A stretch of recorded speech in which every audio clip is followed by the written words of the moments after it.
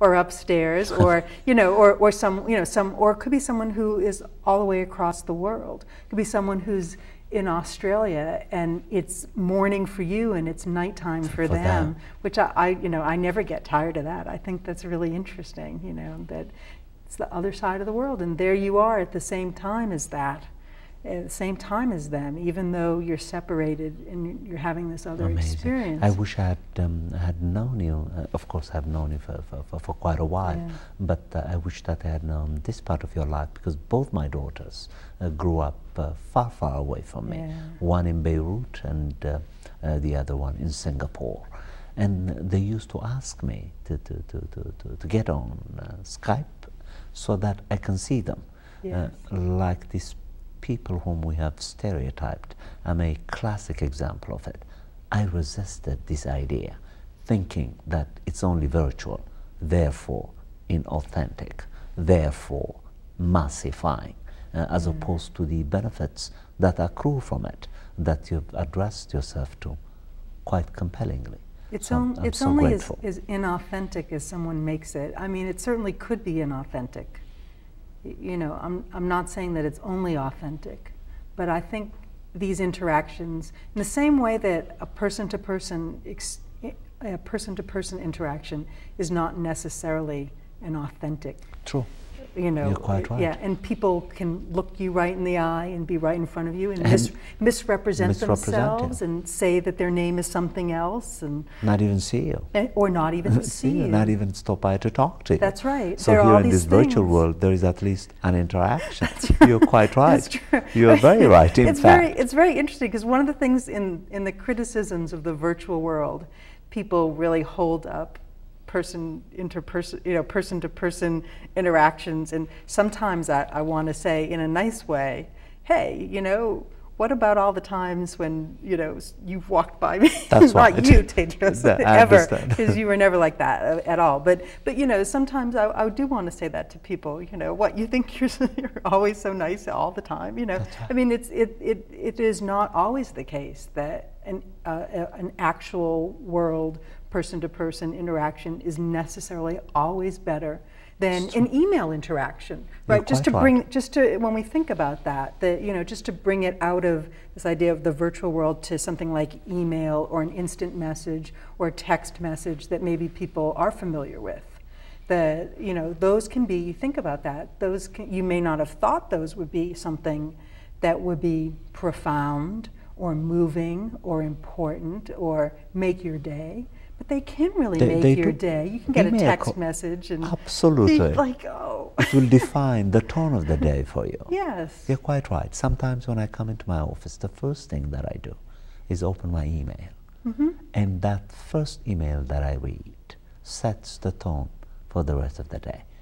I feel as if I have interacted with this particular human being.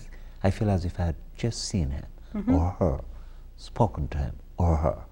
It is that authentic. Again, as you say, it is precisely what you do with the experience. It is not either the proximity or the distance between you and the other person. Because we've made that, we've chosen to make that into something that's real, that's valid and meaningful and part of life, and that it counts.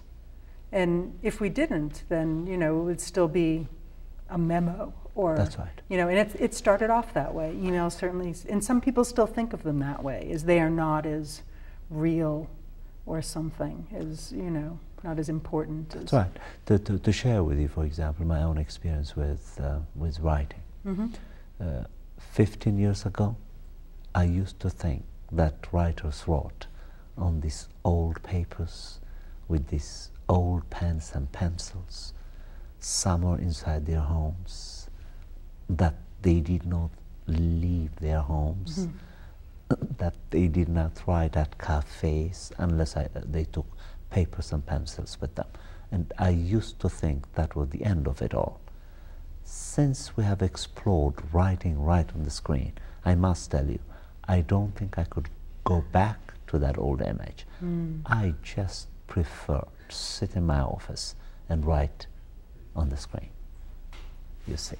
All this, I think, is transformational. And I'm the one who decided to make the best out of what you call adapting to change, as opposed to changing myself and expect what is there to adapt to me, because I'll be the one who will always be adapting to change. You put it quite well. We adapt to technology. Technology never adapts to us. So you explained that quite well. Now, I also read these cryptic remarks in Wikipedia by some scholars, English scholars, who are speaking about what they call the loss of values, the destruction of values through these video games that the virtual world is presenting to us. I couldn't make heads or tails out of this critique.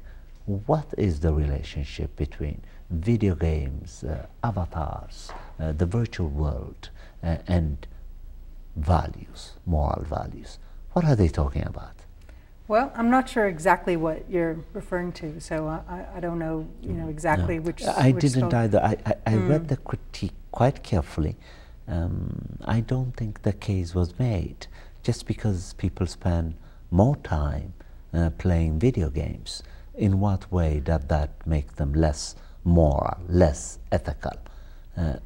I don't know. I think one of the critiques of video games is the idea that a lot of them, or some of them, are violent. Yes. Right. Yes. So the idea would be that if people are playing violent games, then the way that I often hear critiques, and even some of my students will make critiques of virtual worlds and video games and kind of lump them together, even though they're very different things, because games are often, for the most part, very kind of goal-driven. That's right. Right? And some online games are also very kind of quest goal-driven. And then something like Second Life, there is no game there. No, there are games within it. That's why I was confused, but Laura. That's there people play games within it, but there's no goal. And oftentimes people get there and say, "What am I supposed to do?" It's like, you've got to find something to do.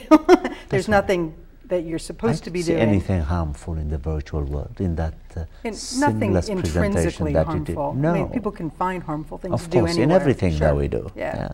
Why should it be restricted to the virtual world? Yeah, but I think one of the things that people often start saying is, well, children, but children shouldn't be doing this, and I agree with that. But Second Life is for people who are 18 and older, and then video games most of them are made for adults, made for grown-ups with disposable income, and are not really intended for children and for kids, and shouldn't be played by for kids, but played by kids, things that are violent. And so I think that's where some of the critique is. But I think some of the idea is, if people are acting in this violent way, or their character, their avatar, their avatar, then that will and like, is that the case? I mean, this is something that people have gone around with in films as well. Is watching a film. It's a hard one to know. I mean, like, if you're an adult, and you know what is real and what is not, what is pretend, what is a game, and what is in a media, a form of media, and you know what that is, then is that something that makes your morals different? I don't know. I don't feel like I'm someone who can answer that question. Well, you did already. Maybe I did, yeah. But it seems to me that, like, in terms of children doing that seems like no to me. But these are not things that are made for children. Okay. Now, how are your two boys, the twins, adapting to the virtual world? They're good. I'm sure they know a lot about the virtual world. They do, and I show them some of the movies that I make, the machinima that I make. And they know I have an avatar, and they think that's a really interesting thing. But I don't let them play any. I've let them play a Shrek game on my iPad. There's a Shrek go-kart game.